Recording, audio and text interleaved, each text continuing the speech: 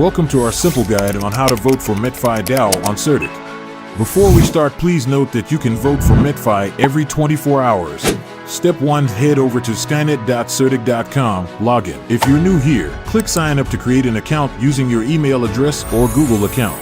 If you already have a Certik account, simply log in and proceed to step 3. Step 2. Verify your account by dragging the jigsaw piece into place. This is to ensure you're a real person. It's quick and easy. Step 3. Check your email for the verification code. Copy the code sent to your email, paste it into the field on the screen, and click Verify to confirm your email address. This secures your account and keeps it safe. Step 4. It's time to vote. Visit the Metfi page on Certik by going to skynet.certik.com, Projects, Metfi. Now scroll to the bottom of the page and look for the thumbs up emoji. Click or tap on it to cast your vote. Final step. Just like before, verify your vote by solving one final jigsaw puzzle.